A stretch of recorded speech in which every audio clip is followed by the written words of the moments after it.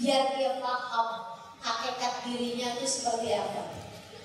Ngerobi anfusina nuzakiha, kita bersih-bersihin. Tiap ada penyakit hati datang kita keluarin.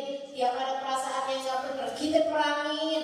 Tiap ada rasa-rasa yang gak pantas kita keluarkan dari dalam hati kita.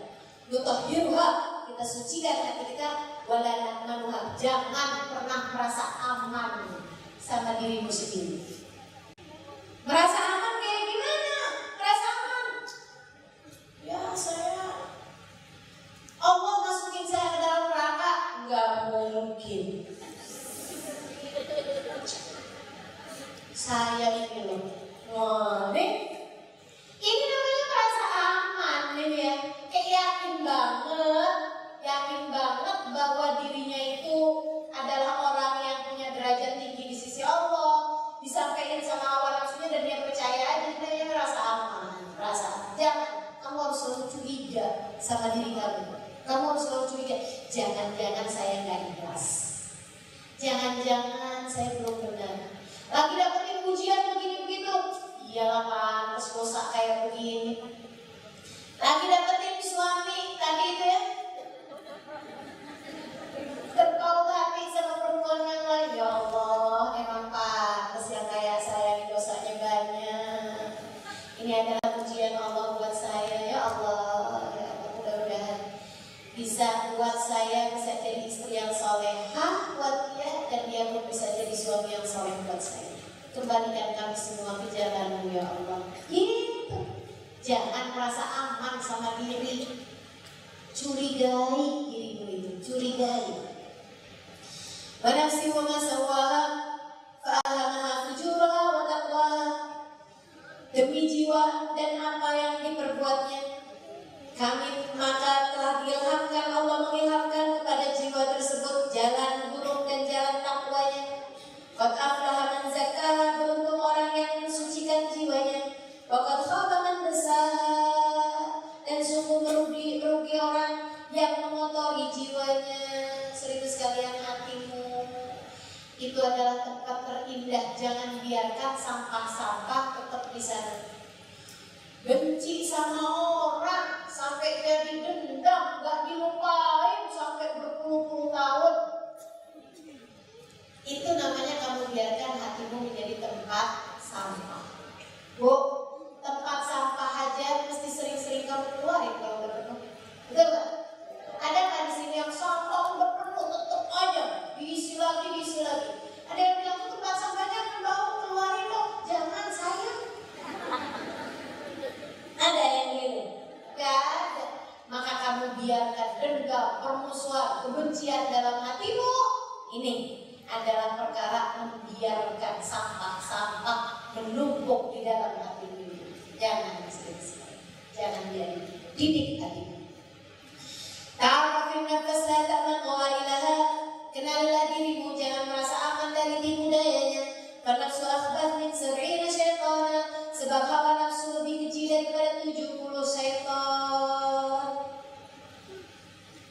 Orang kalau dikuasain sama hawa nafsunya sampai kayak begitu. Ada kakek perkosa cucu, betul gak? Kenapa tuh ada kakek bisa perkosa cucu? Kenapa menurutmu? Wah, ini jangan-jangan kebanyakan ngaji. Ya nggak mungkin. Kenapa bisa ada kakek perkosa cucu? Karena dikuasai sama hawa nafsu. Sampai bisa kayak begitu. Orang bunuh orang, ya Allah, kesel sama mantan. Ada tuh di Jakarta sana, teman-teman sekalian, di tempat kuliahan. Padahal itu pendidikan kan tempat kuliah aja. Tapi kalau tidak mendidik diri, ya acara diputusin, kesel yang laki-laki, selalu dicuekin sama mantannya, minta balikan, bolak-balik, nggak dibalik-balikin, maksudnya nggak balikan, dibalikin. Dia kemudian pacaran lagi sama perempuan lain, tapi dia nggak cinta. Si pacarnya juga kesel juga sama cewek itu karena tahu bahwa cowoknya itu masih cinta sama dia. Cowoknya kesel sama mantannya karena dia ngajakin balikan, nggak balik-balik.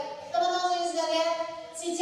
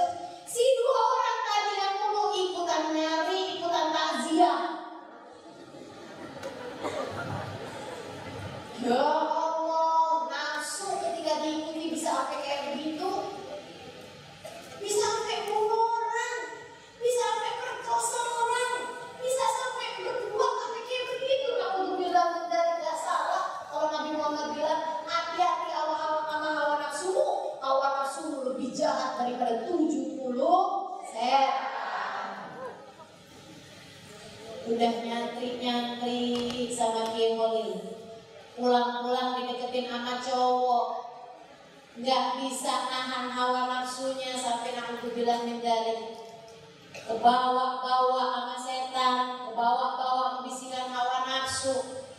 Bu, orang itu berbuat zina sampai di kuburan. Orang di kuburan mestinya kan ingat mati.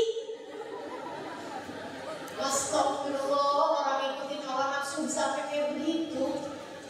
Ya adik-adik, teman-teman serius sekalian, jangan biarkan diri dikuasai hawa nafsu. Biarkan kita hanya dikuasai oleh Allah.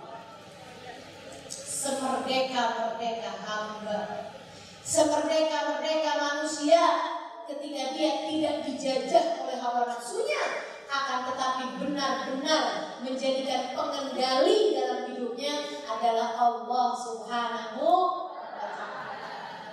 Ikut aturan Allah, ikut jalan takwanya Allah, ikut jalannya para ulama. Jangan ikuti jalan hawa nafsumu, maka kamu akan dipandu oleh Allah Subhanahu wa Ta'ala menuju surga ini, menuju kebahagiaan hidup di dunia sebelum kelak kamu akan masuk ke dalam. Nomor 2, jangan banyak makan. La nasrif fil akli wasyurb, jangan berlebihan makan, jangan berlebihan minum, jangan kebanyakan. Apa-apa kalau kebanyakan gajinya gagal. Mana Adam ya salam min batni yang fihi lukaiman yukim nasulbah. Kata Nabi Muhammad, tidaklah seseorang memenuhi tempat lebih buruk daripada perutnya. Tempat paling buruk dipenuhi adalah perutmu, kata Nabi Muhammad. Yang fihi lukaiman yukim nasulbah. Kamu kalau makan sedikit aja yang sekiranya bisa membuat punggungmu berdiri. Orang kalau lapar banget punggung nggak bisa berdiri gini nih. Orang lapar banget. Jadi kata Nabi Muhammad, kamu kalau makan yang sekedar bisa berdiri tulang punggung aja. Dah, cukup itu aja. Oh lapar Rasul nggak kuat kalau kayak gitu. Baikkan kamu. Kalau emang kamu nggak kuat buat itu, fatulutun lit'amik, watulutun lisyarabik, watulutun linafasik.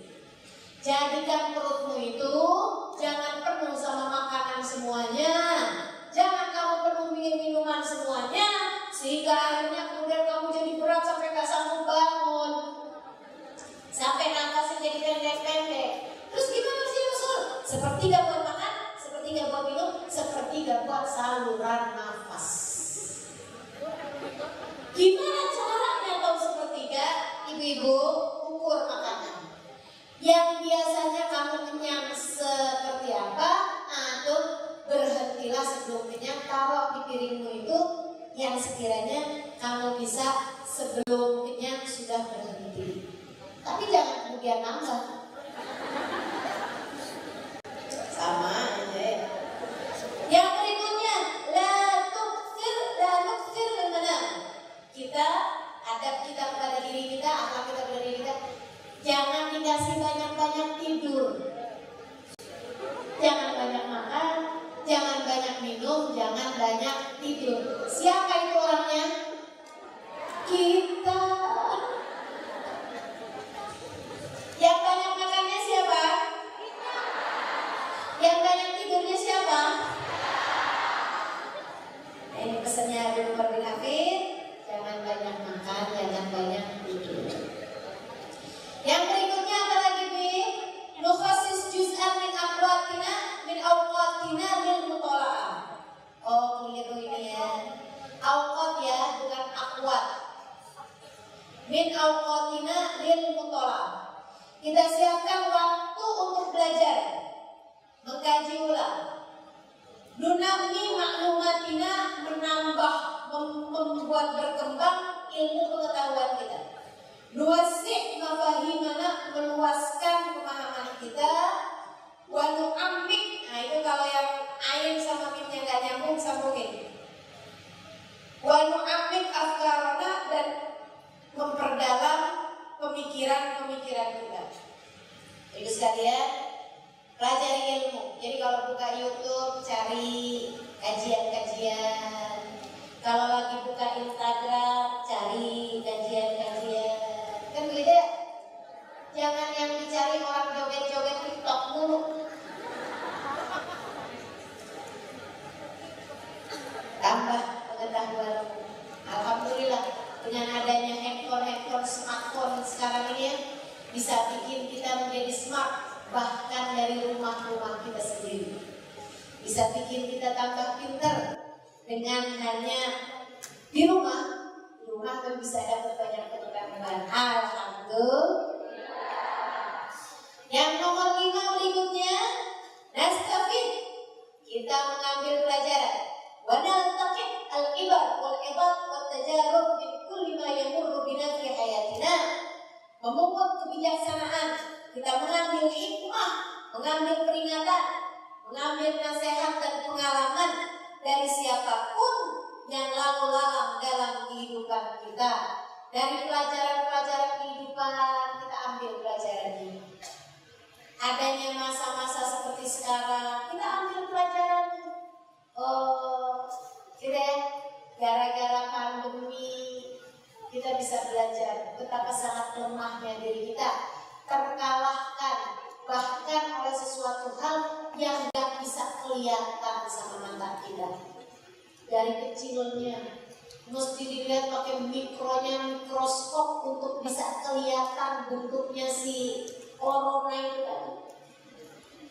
Segitunya bisa bikin bukan hanya diri kita yang tumbang, satu negara tumbang, bahkan seluruh dunia.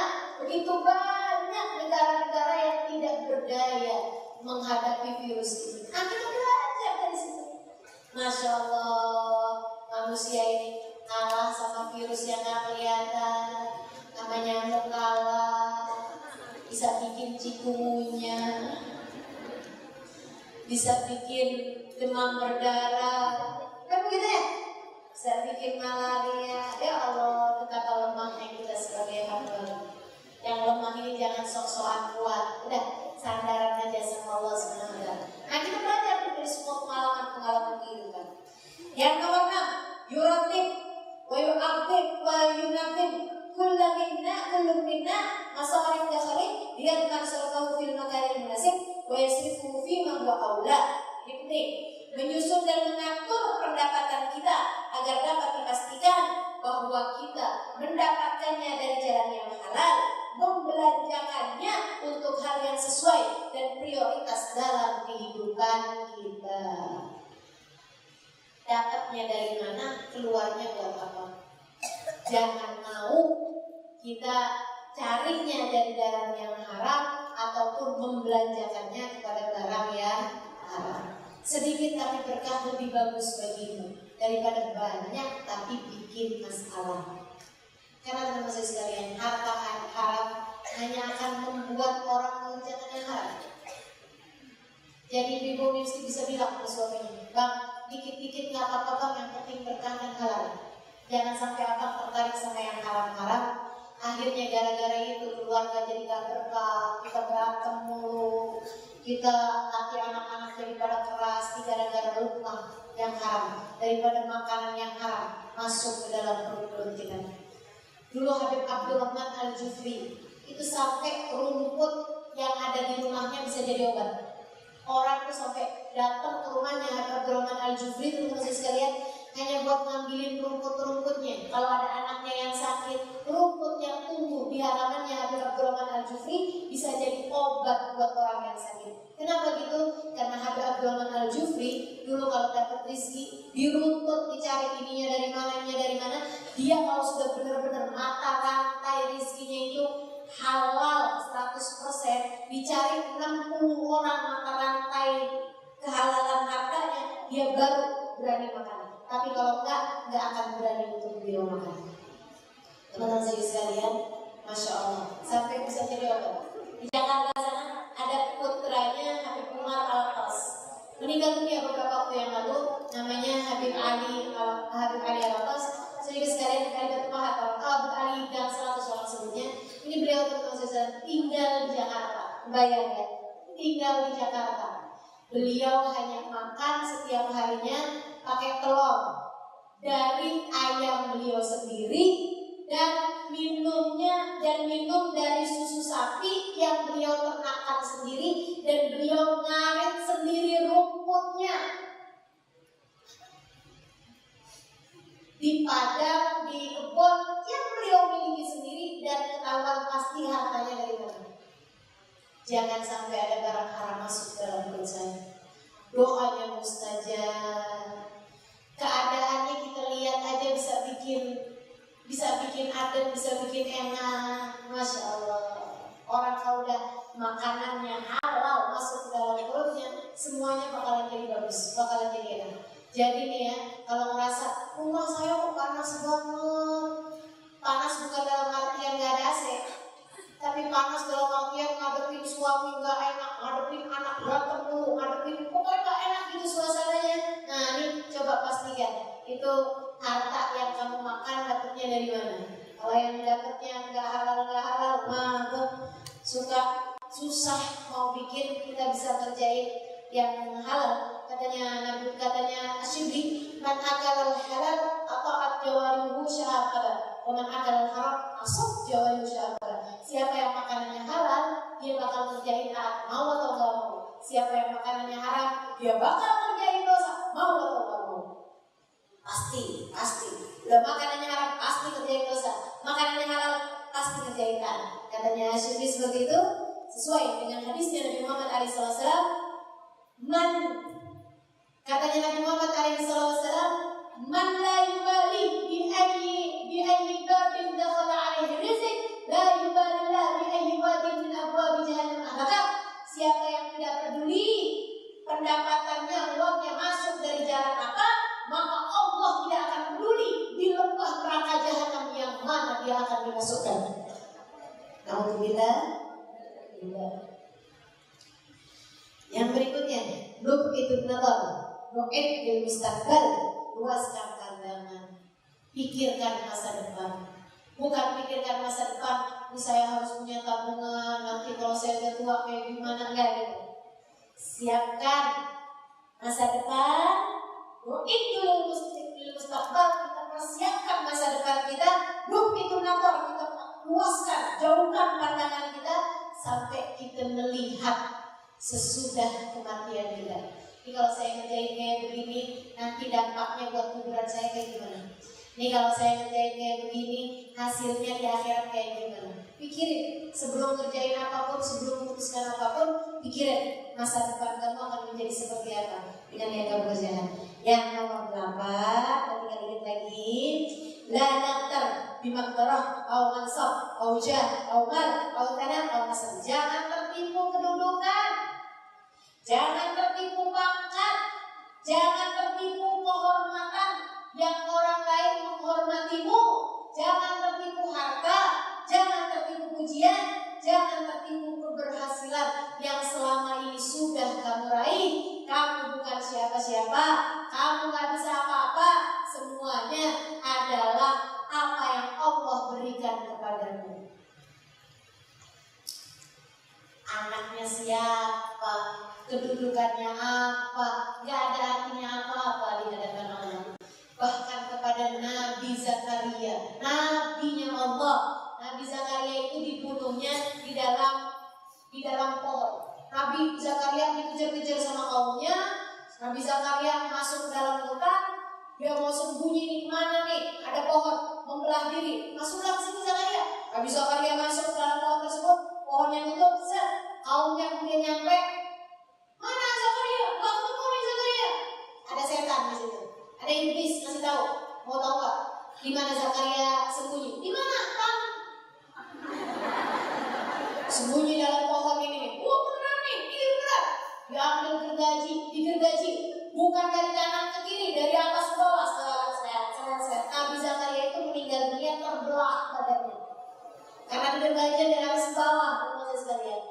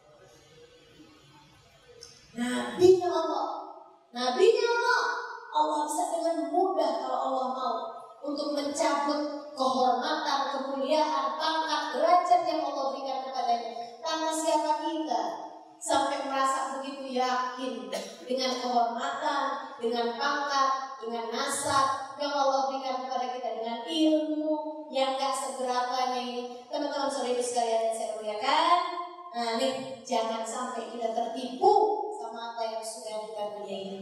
Apapun semuanya sumbernya dari Allah. Ketika ada orang memuliakan saya, memuliakan alim-alim terus, hakikatnya gak memuliakan alim-alim terus.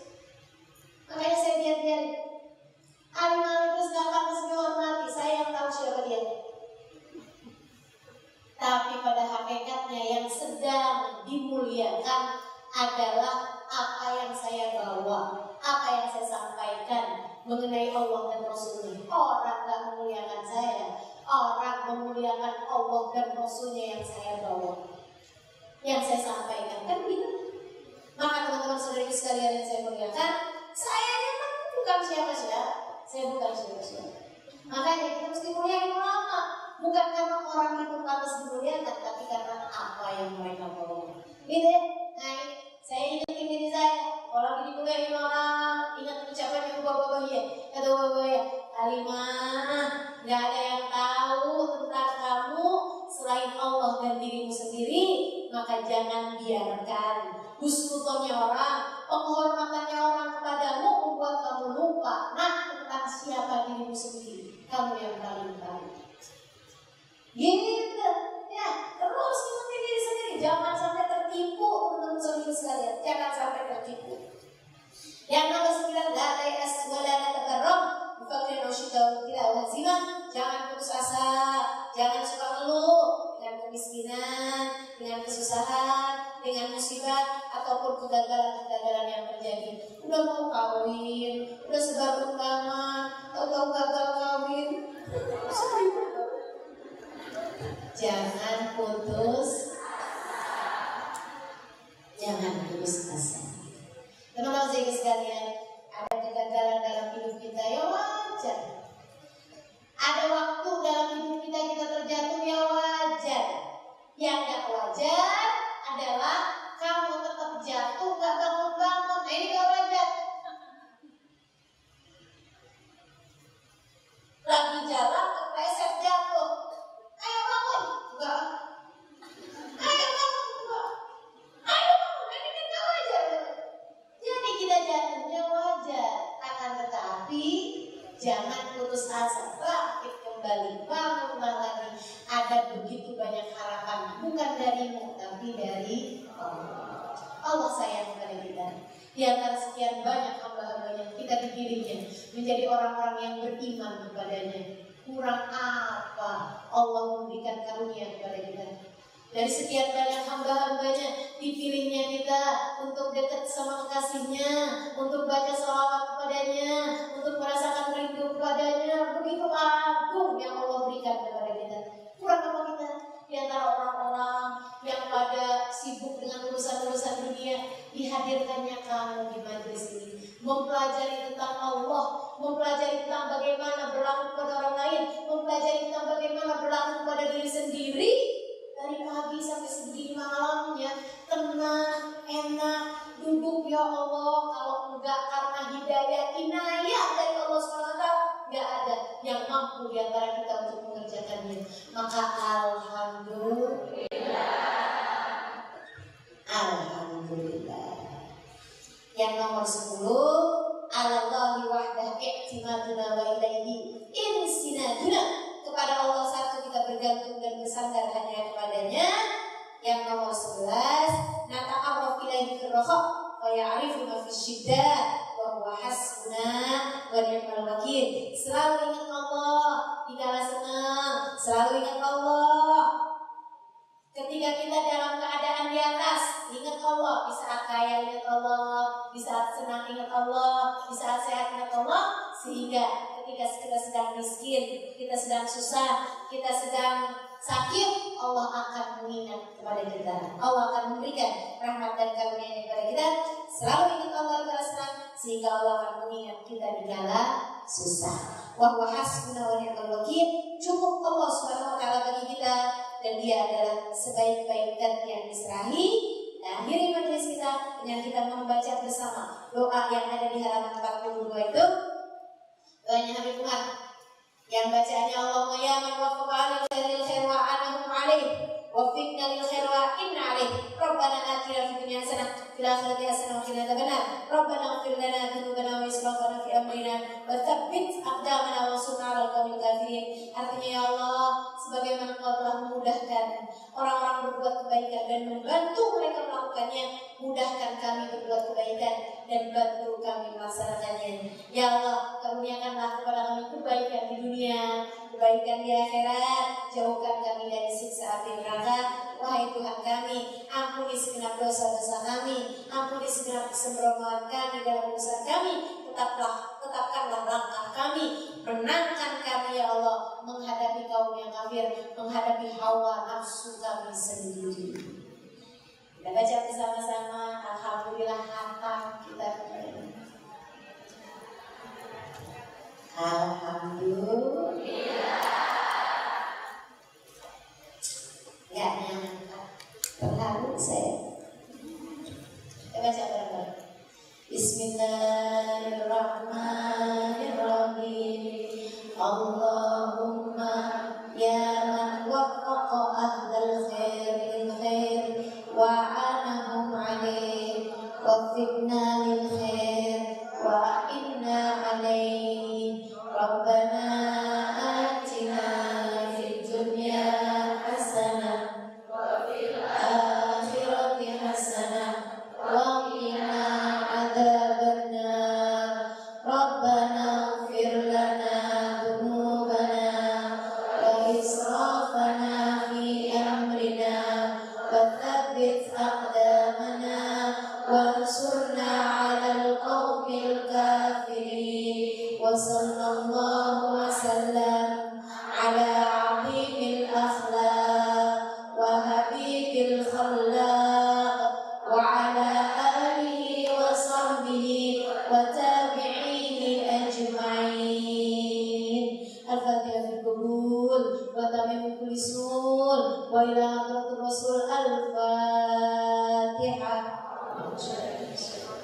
Alhamdulillahirabbil alamin arrahmanirrahim maliki yaumiddin iyyaka na'budu wa iyyaka nasta'in ihdinas siratal mustaqim siratal ladzina an'amta 'alaihim ghairil maghdubi 'alaihim waladdallin amin. Allahumma bihaqqi hadhil khatmah taqdi lana jami'al hajat. Sebutkan hajatnya masing-masing, doa mustajab.